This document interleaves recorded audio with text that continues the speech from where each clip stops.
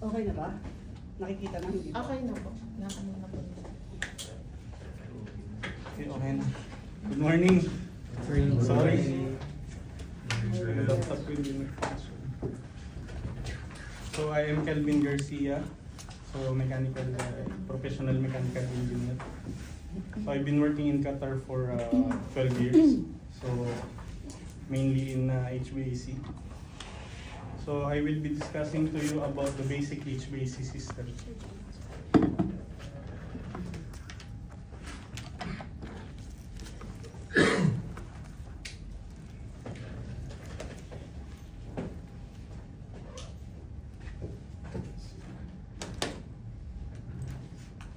So ito yung mga topics natin today.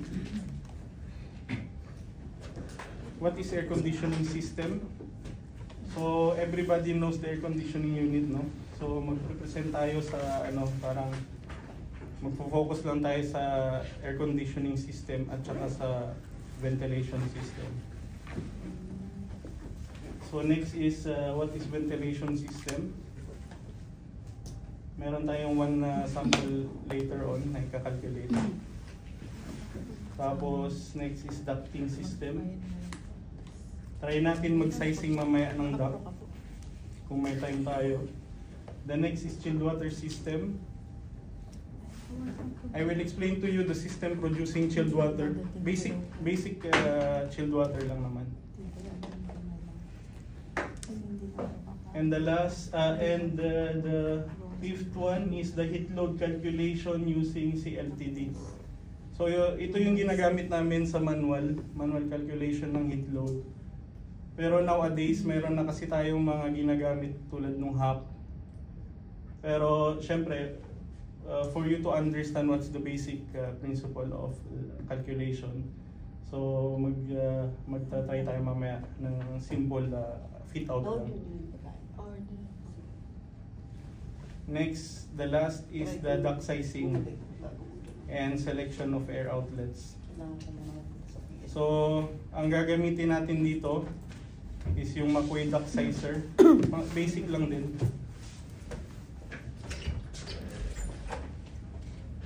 So, what is air conditioning system? So, air conditioning system is the process of removing heat from an enclosed space to achieve a more comfortable interior temperature, and in some cases also controlling humidity of internal air. So mamaya may short quiz tayo, ha.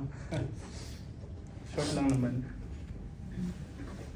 So when you say removing heat, it is actually removing heat on the space. So yung pagkakaalam natin is air conditioning is providing cooling in space. Tama? Pero yun yung opposite way. Yung air conditioning system pala is removing heat from the space. The next is who and when it was invented. The first modern air conditioner was invented in 1902 by Willis Haviland Carrier. So are you familiar with the name? Carrier. Yes. So, Carrier yung brand ng aircon, no? So, a skilled engineer who began experimenting with the law of humidity control to solve an application problem at a printing plant in Brooklyn. So, borrowing from the concept of mechanical refrigeration established in earlier years, Carrier system sent air through coil filled with cold water, cooling the air while simultaneously removing moisture to control room humidity. So it says here that he invented the modern air conditioning. Pero of course yung air conditioning nung earlier years pa, no? Pero si Carrier yung nag-invent nung equipment, modern equipment.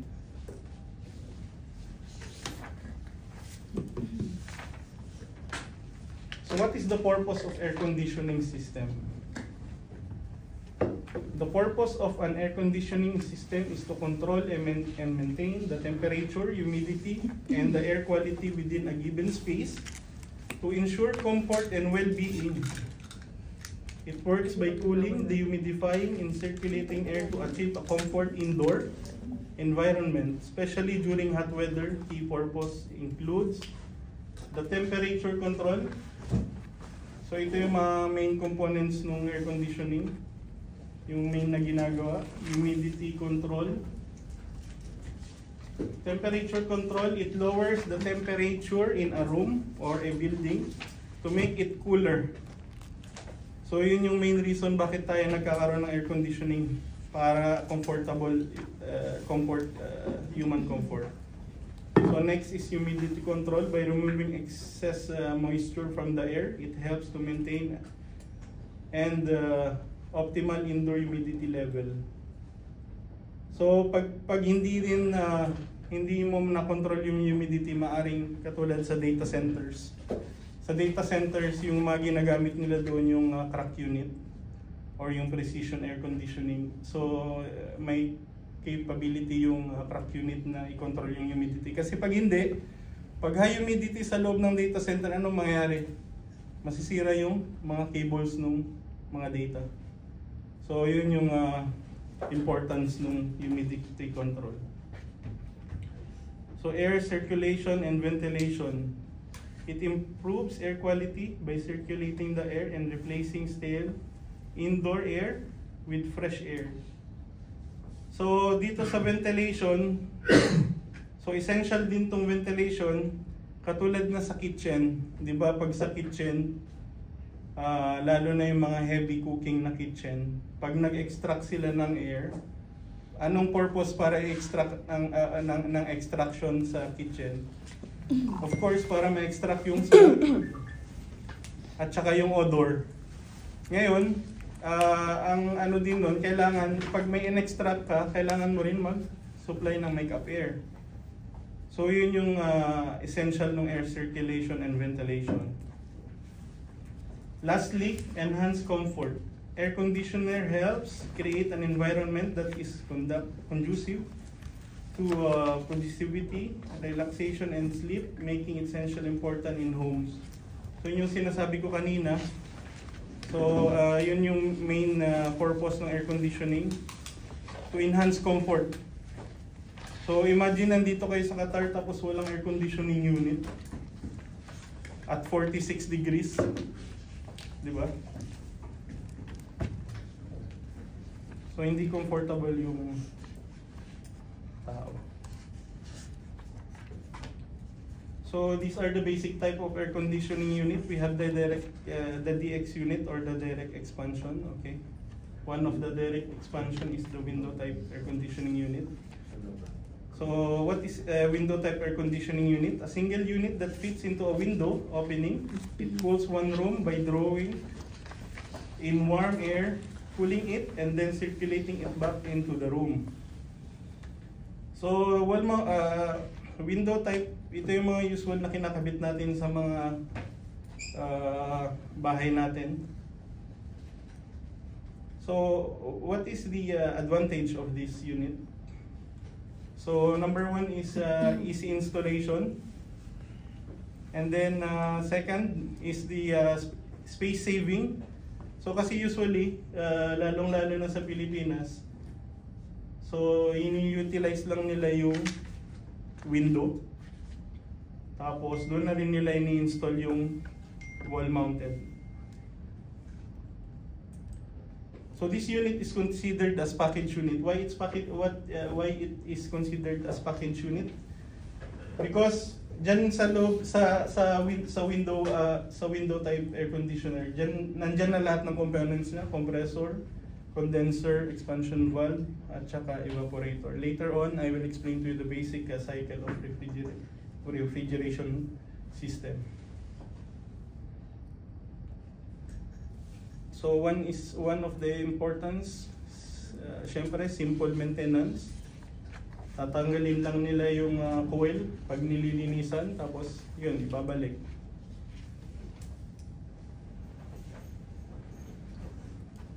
So what is the disadvantage of window type? So number one is noise. So dahil nga lahat ng components na nasa isang unit na lang, especially pag nagka-problema sa compressor, kung napapansin nyo, iingay siya. Tapos limited lang yung capacity ng mga window type. I think the maximum is around 3 tons of refrigeration lang. Tapos lastly, security concerns. Pag hindi naka-grill yung ano nun, so may tendency na pwedeng gamitin access yun. Next is the split air conditioner. So this system has 2 units, an indoor unit or the evaporator. So ito, yung sa left side, and the condenser, which is the outdoor unit.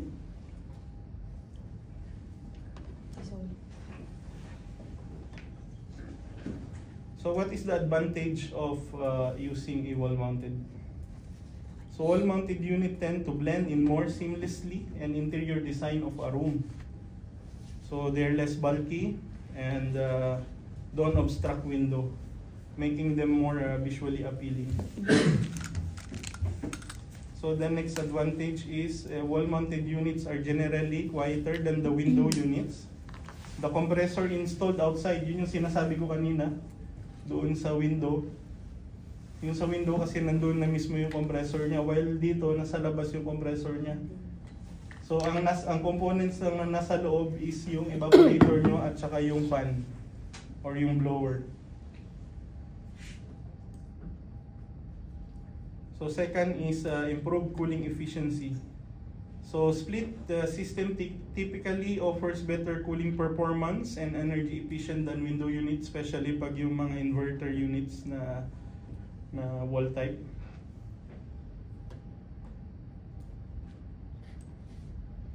And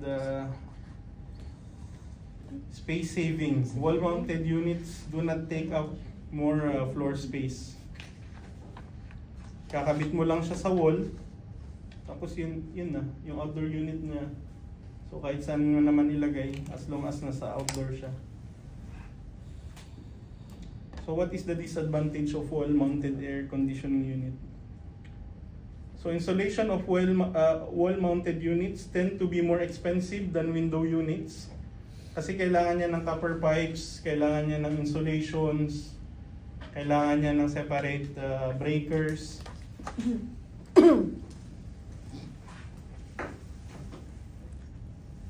Maintenance cost din mas mahal dahil mas mahal yung cleaning nun dahil yung coil niya hindi mo siya basta-basta mababaklas.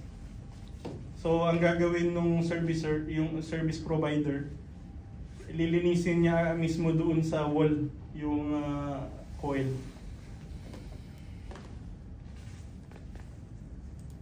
Ilang oras pa? Apat na. Opo. The next unit is the package air conditioning unit.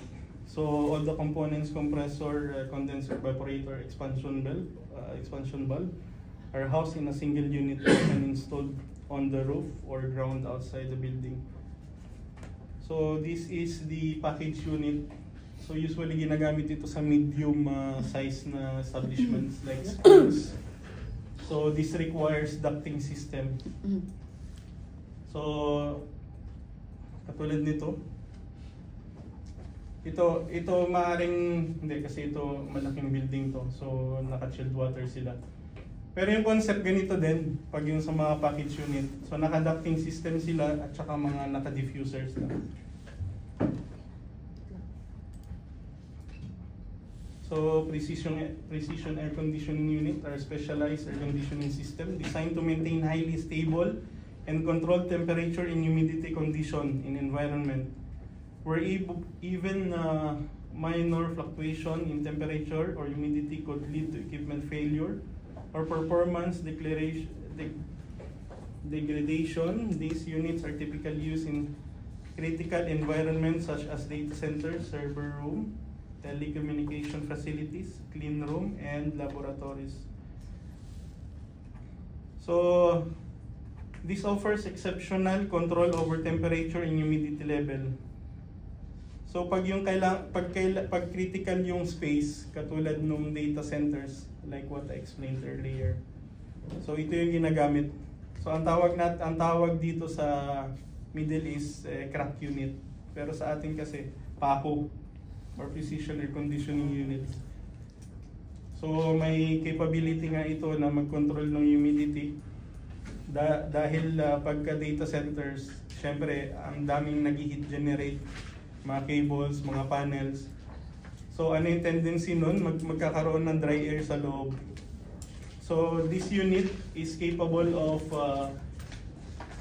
dehumidifying and humidifying the air. So it means pagka dry yung air, so i-humidify niya by water spray mist. At pagka humid naman yung area, may capable ito na mag-dehumidify or may heater yung unit. So what is direct expansion air conditioning unit? So a type of air conditioning system where the refrigerant flows directly through the evaporator coil inside the air handler or cooling unit. In simpler terms, the refrigerant is directly expanded within the evaporator to absorb heat from the air inside the space, cooling it down.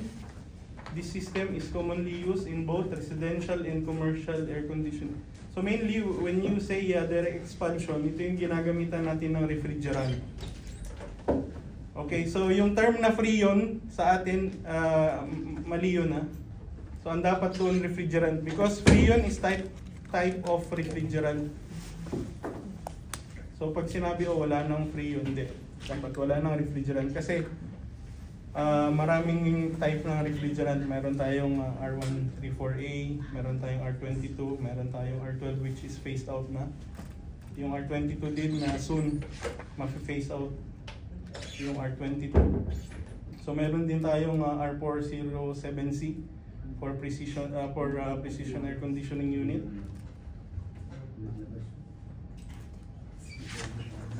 Okay, this is the basic cycle of refrigeration. So we have the compressor. Compressor, the refrigerant starts at a low pressure gas and it is compressed in the compressor, turning into a high pressure, high temperature gas. The next is condenser. So from compressor, pupunta siya sa condenser. The high pressure gas is sent to the condenser where it is released heat and turned into a high pressure liquid.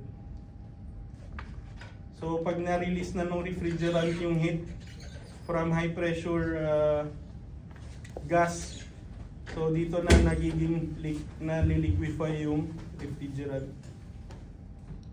And then the next is the expansion valve.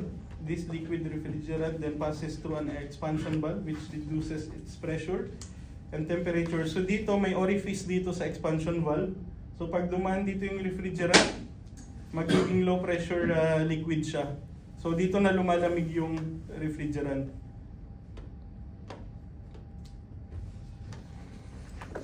Next is the evaporator coil. So the cold low pressure refrigerant enters the evaporator coil where it is evaporates. So change from liquid to gas by absorbing heat from the surrounding air, cooling it in the process.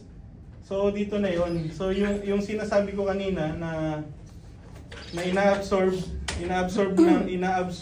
yung heat ng space, hindi tayo naglalagay ng cold air. So meaning we are removing the heat in this space. So pag dumaan yon, pag sa return, pag dumaan sa evaporator, so i-absorb niya yung heat. So yung liquid na refrigerant mataturn na siya sa gas. So repeated cycle lang siya. Babalik siya sa compressor, pupunta sa condenser, babalik na naman siya sa expansion valve, and then evaporator. So repeated cycle lang siya. So one type of direct expansion is the BRF system. So dito ginagamitan din siya ng refrigerant. So what's the difference between this and the earlier units that we discussed? Ito multiple yung indoor units niya. So kung nakikita nyo, meron lang tayong 1. Pero pwede actually yan gawing series. Pwede kang maglagay ng dalawang outdoor unit, yung isa backup, yung isa operational. So what is VRF? VRF means variable refrigerant flow. So in advanced type of HVAC system that provides efficient and flexible temperature control for both heating and cooling in commercial and residential building. VRF system are often referred to as VRV. So variable refrigerant volume. So in general, we are calling it VRF. Pero sa particular na brand na Daikin, may patented sila na VRV. So don't be confused pag sinabing VRV at VRF. Same system lang yon. Pero yung VRV ginagamit especially ni Daikin. So patented ni Daikin yung VRV or variable refrigerant volume. So usually saan to ginagamit? Especially sa Pilipinas, mga high-rise building ngayon, offices and for BPOs, hindi na sila nag-chilled water. So ang ginagamit na lang nila puro VRF. So as architecture sa Pilipinas, ang ano sa inyo is kung paano nyo itatago yung mechanical. Yun naman lagi sa Pilipinas. So tinatago lagi ng mga architecture yung mga equipments ng mechanical. So yun yung nagiging challenge sa amin. Kasi for example, yung outdoor unit, ilalagay nila sa terrace, tapos tatakpan pa nila ng mga cladding para from outside hindi makita yung outdoor unit. So ano yung disadvantage nun? Kasi itong outdoor unit na to, kailangan ng air circulation. So while designing for you architects, while designing the outdoor area, so kailangan nyo maintindihan yung mga basic principles nito. Kasi mamaya, syempre nag-allocate kayo ng outdoor unit location tapos takpan nyo fully yung terrace para lang hindi makita yung units. So kailangan nyo i-understand din.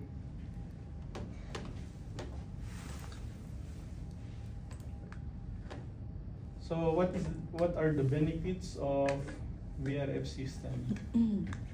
So mainly energy efficiency, because the system only uses amount of refrigerant needed to maintain the desired temperature in each zone.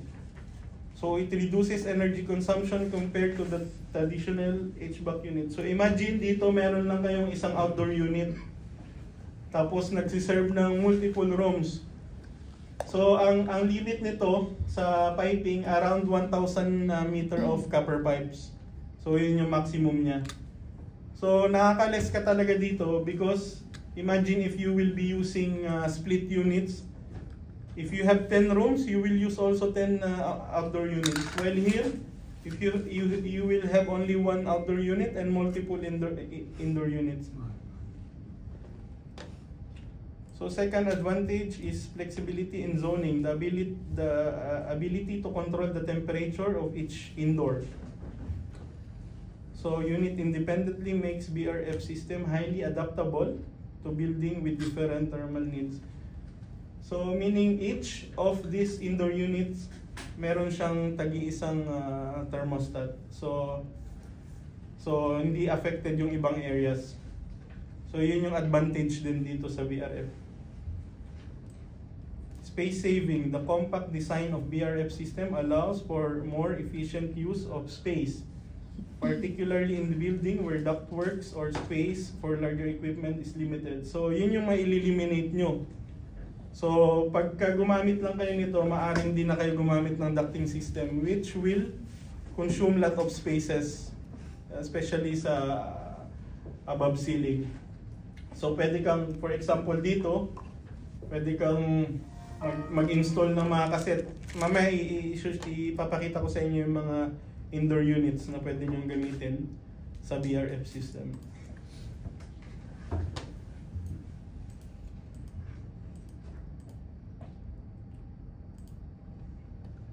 So one components of VRF is the condensing unit.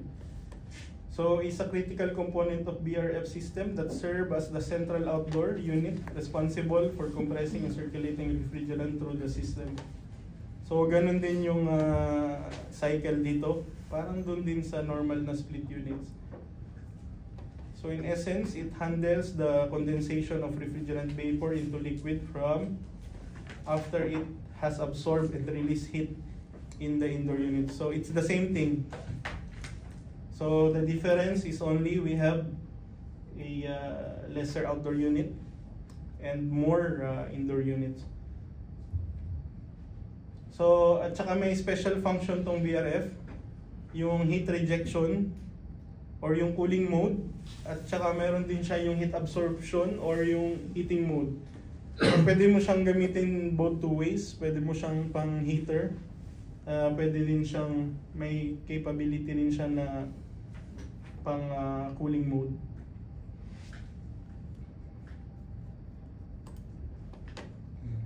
One type of indoor unit. This is the cassette unit.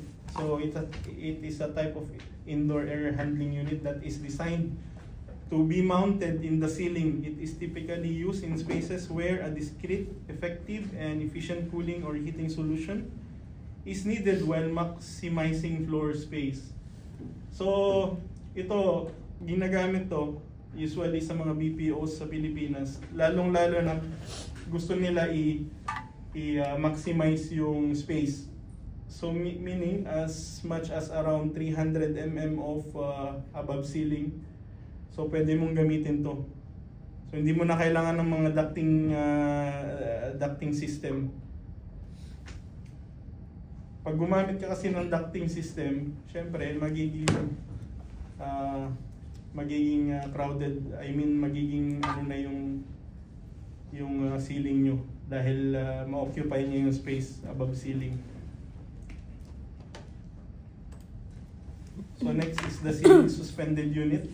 Typically suspended from the ceiling grid or hung from the ceiling in spaces where wall-mounted or ducted units are not ideal. So pwede nyo din siyang gamitin para doon sa mga limited above ceiling space. So ceiling suspended units are especially useful in commercial, industrial, and residential application where aesthetic consideration, space availability, and airflow distribution need to be optimized. So ito sa Philippines dito kasi hindi masyadong ginamit to eh. May mga nakita akong gumamit nito sa Ansar Gallery sa mga supermarkets. Pero sa Pilipinas, ito rin yung mga ginagamit sa mga maliliit na shops like 7-Eleven, tsaka yung mga maliliit na supermarket or groceries. Dahil nga wala silang space above ceiling. So this is ideal. So pag dito kailangan nyo lang ipatawid yung mga copper pipe niya, tsaka yung drainage pipes niya. So next is the ducted unit. Unit designed to be installed in ceiling or concealed in a ceiling space, typically connected to a network or ducts that distribute conditioned air throughout the building. So these ducted units, kailangan to ng ducting system. So ganun din, yung air terminal niya is diffusers. Mamaya discuss natin yung mga types ng diffusers at saka selection ng diffuser. And we have also the wall-mounted unit. So ito pwede din gamitin sa BRF system as indoor unit. So unit typically mounted on a wall, usually above floor level. These units are popular for the most compact design, ease of installation, and availability to provide localized temperature control. They can be used in various settings where flexibility control and efficiency are key. So this is the common indoor unit na ginagamit natin. So pwede siya anywhere, pwede sa residential, pwede sa clinics, pwede sa schools, pwede sa offices. So flexible anywhere. So hindi mo kailangan ng malaking space para i-install to. So We have also for the chilled water units.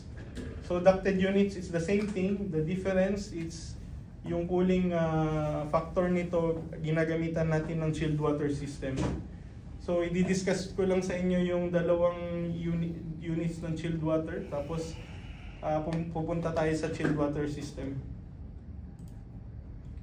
So fan coil unit is a type of air conditioning or heating system that is typically used in building to provide localized cooling or heating in individual rooms or zones. It consists of heat exchanger coil, a fan, and a motor. The fan coil unit is designed to circulate air to the coil, where the air is either heated or cooled depending on the system configuration. So ito, may explain ako sa inyo. Ito yung tinatawag natin na FCU. Pero yung wrong term nito, katulad pag gumamit ka ng ducted unit, pero DX siya o direct expansion or ginagamitan mo ng refrigerant, hindi mo siya pwedeng tawagin na FCU. Why? Because fan coil unit means there's a coil inside of it that has been used with chilled water system. So mainly yung fan coil unit is used on chilled water system only. Hindi ibig sabihin na nakakita ka ng ganyan sa site tapos ginagamitan may copper pipe, may outdoor unit. Hindi tawag doon FCU. Ang tawag lang doon ducted unit split. Okay? Ganyan ba yung ginagamit sa sasakyan, sir? Saan? Sa sasakyan. Yung system. Hindi. Kasi yung sa sasakyan, ano lang din yun eh. Refrigerant lang din yun eh. Sa mga fit out, usually makikita nyo ito sa mga fit out. Sa mga mall fit out. Dahil nga maliit lang yung space, so mainly ginagamitan lang nila ng ganito. Siguro mga 3. Depende sa area. Sa mga malls. So the next is the air handling unit.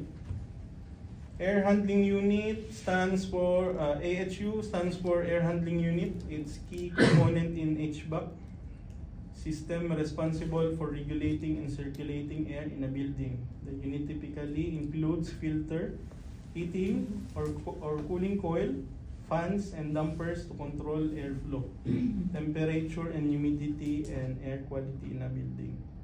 So pag yung mga medium size na areas, so ito na yung ginagamit. So it requires ducting system. So pag control nito, pwede tayong constant lang, constant drive at saka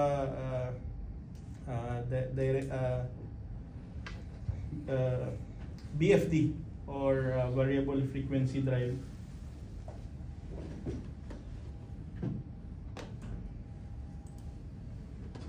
So we have also the fresh air handling unit. So it is the same doon sa previous na pinakita ko. However, this is used for the fresh air. Okay, so it is a typical air handling unit designed specially to bring in and condition fresh air outdoor air for ventilation purpose in a building.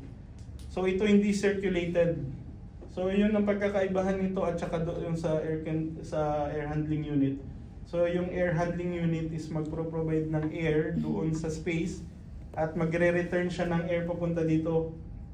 Sa fresh air handling unit, purely galing sa labas yung air niya. So meaning ambient air yung papalamigin niya. So bakit natin kailangan nun? To maintain the air quality inside the space. So pag nakikita nyo minsan na may mga rooms na amoy kulog, lalong-lalo na pag nag-wet yung mga carpet. Pero pag nilagyan mo ng fresh air yun, treated fresh air or fresh air from outside air. So hindi mo maamoy yun. So yun din yung advantage nun. So air quality at maano niya yung odor sa space. So sa chilled water system, ito yung yung basic. So basic components ng chilled water system. Ito yung water cooled. So later on, i-explain ko sa inyo yung water cooled at saka yung air cooled. So ito muna for the water cooled. Ito yung basic niya. Cooling tower, we have cooling tower. We have condenser water pump, we have chiller, we have the chilled water pump, and we have AHU.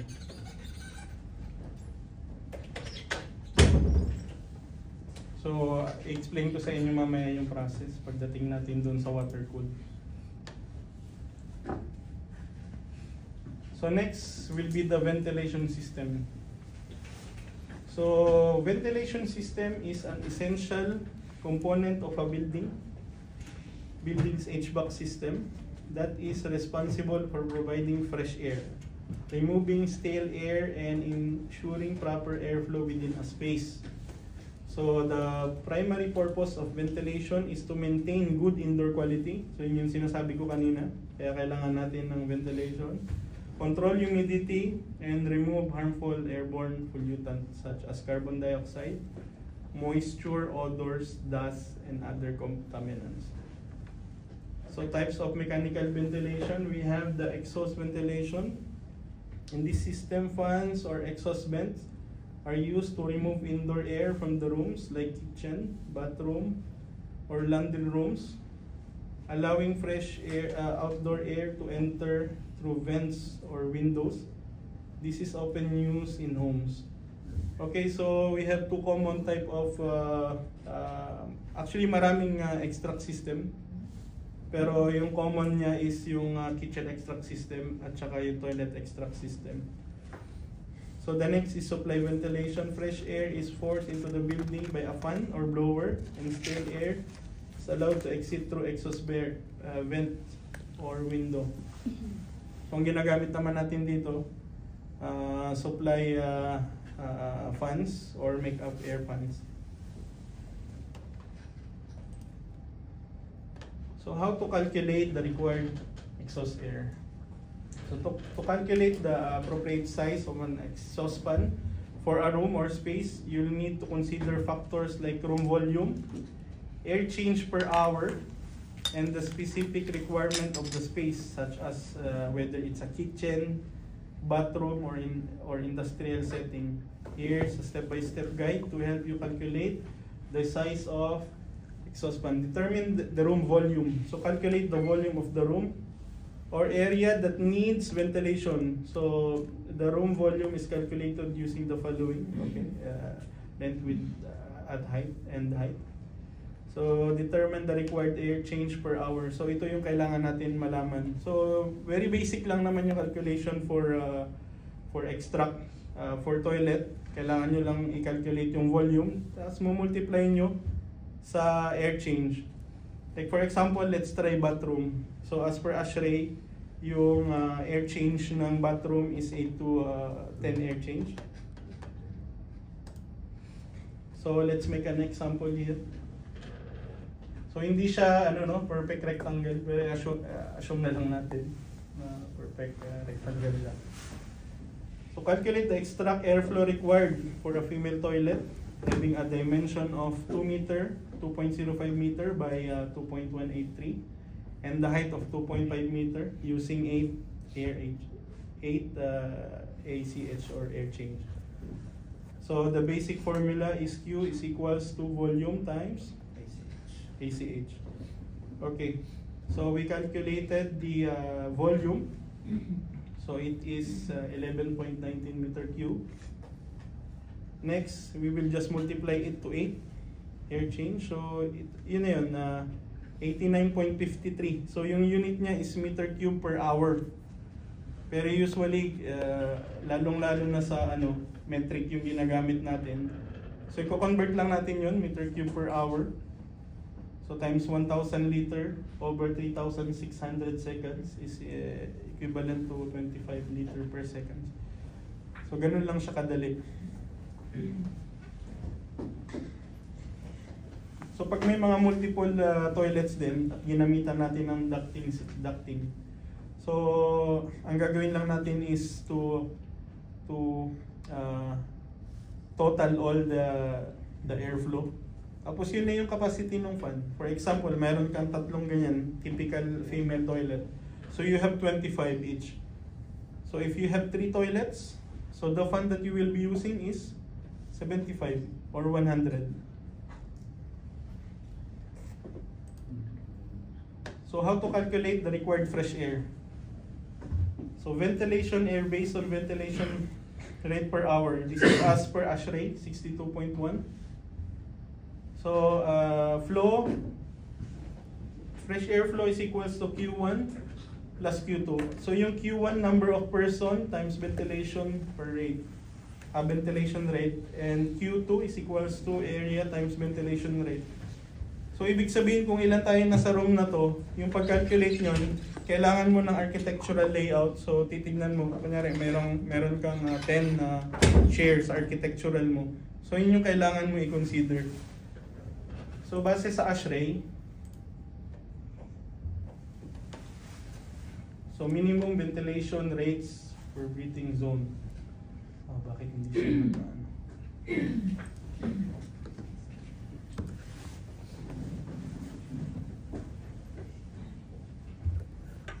Hindi nag-appear.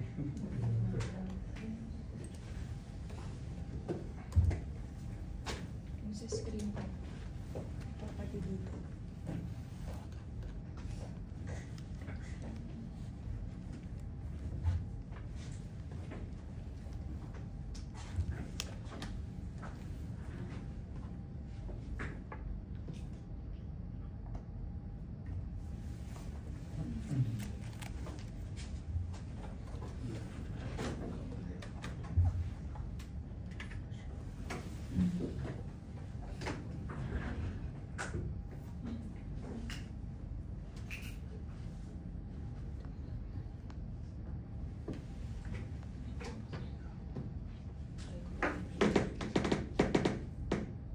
Yun.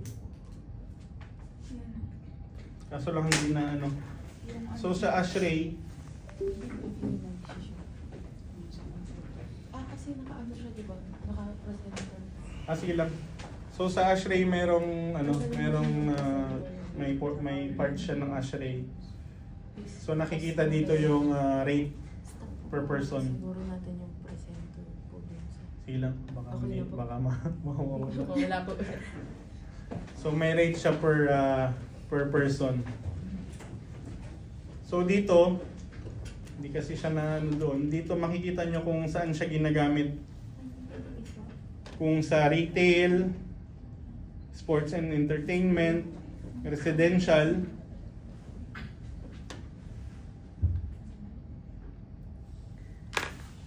Like let's say retail. Okay? People outdoor area rate. So ang gagamitin dito is 3.8 liter per second. So ibig sabihin sa isang room kung meron kayong 10, i-multiply lang siya sa rate per person. So meaning if sa retail, sa sales area, so 3.8 times 10, so meron kang 38 liters per second. So kanina nakalagay dyan Q1 plus Q2. So yung next niya is area. So kailangan mo rin kailangan mong ma-identify yung area nung space and then i-multiply mo siya sa rate. So yung rate niya dito is 0.6 liter per seconds per meter squared. So pag na-come out mo na yon, kung mayroon kang 100 meter square area, so ilan yun? 100 times 0.6. 60? Oh yun. So 60 plus 38. So, meron kang 98 liters per second. So, ganun lang. Kaya pag nakita nyo sa mga drawing, mayroong may ventilation layout, fresh air, may mga naka-indicate doon na airflow. Especially pag sa mga retail, sa mga malls, so pino-provide na siya agad ni mall. So ang gagawin na lang, ko-connect doon sa provided ng mall or yung sa mall provision, tapos isusupply doon sa space.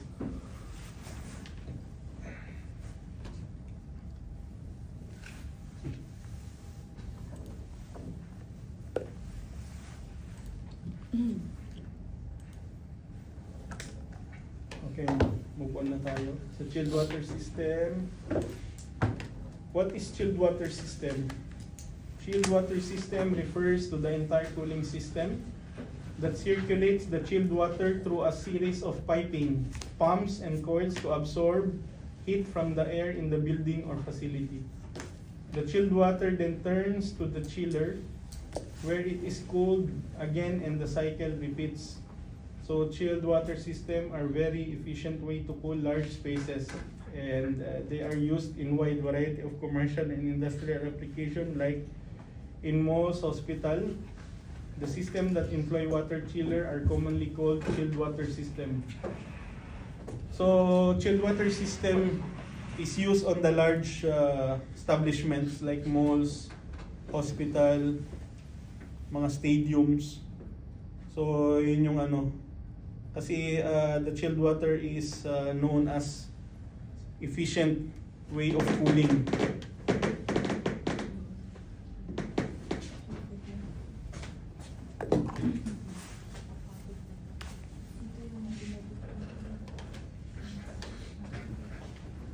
So chilled water system simply used on the large commercial plants, mall, high-rise building, hospital, airports, and etc.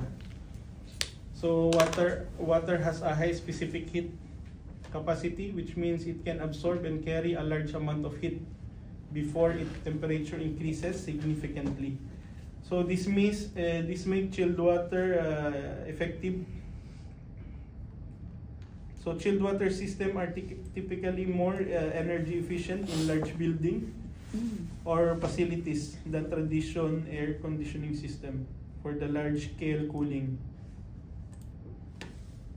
So chiller basics. One is the air-cooled chiller. So it's a type of refrigeration system used to cool water or other liquid that can then be circulated through an air conditioning or industrial system. Uses air as the medium to remove heat from the refrigerant in the chiller unit. So ito yung ano, kung nakikita nyo sa upper. Okay. So what is the advantages of the air-cooled chiller? One is package product. So meaning di mo na kailangan ng separate chiller, di mo na rin kailangan ng separate condenser or separate compressor. So yan, pag in-order mo yan sa supplier, so i-deliver sa inyo as it is. So next is cooling tower. So hindi mo na kailangan ng cooling tower at hindi mo na rin kailangan ng malaking source of water. So the next advantage is the easy installation. So pag in-order mo yan, i-install na lang nila agad, di-deliver sa'yo. Lalagay mo na lang siya sa location mo sa rooftop, and then install your pump, install your pipings, that's it. And what is the disadvantage? Exposed to outside. So ito usually it is installed on rooftop. Pag nakikita nyo dito sa Qatar ng mga medium buildings, so meron na chiller sa taas. So ang disadvantage niya, so easily will get rusty. So maraming parts dito na nagrarust, especially pagka malapit sa dagat yung establishment. So isa pa sa disadvantage niya is lesser capacity. So ito around until 400 to 500 tons lang yung kaya. So more than that, they require water-cooled chiller.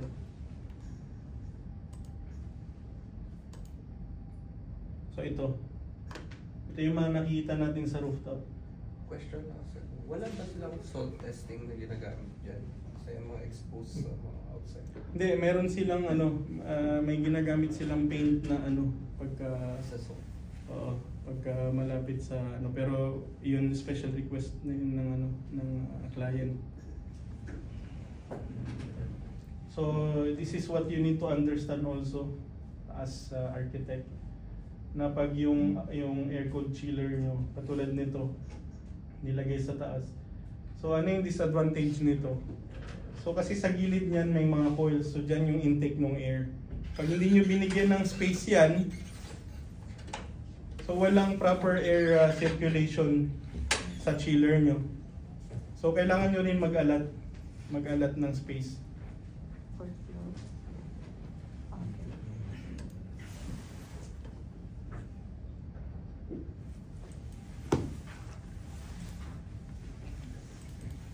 So space efficiency. 10 years. Okay. Collection muna kayo. Sorry po. Yun. 14. Ano ba? Nag-aaral na ako mabuti. 50, 14. Walang piso. I-hide lang ata yung presenter view. Pag gusto mo niya. Ito na po. Kulang ng piso. Display po. Isusuwa po siya. Bukan niya natin. Kunyari po ganun. 1, 2, 3. Hindi po ano po, tiga po. 14. Tapos, Hana, sarap yun. Nandiyan na ba? Nandiyan lang sa Patingin ko hide. 30.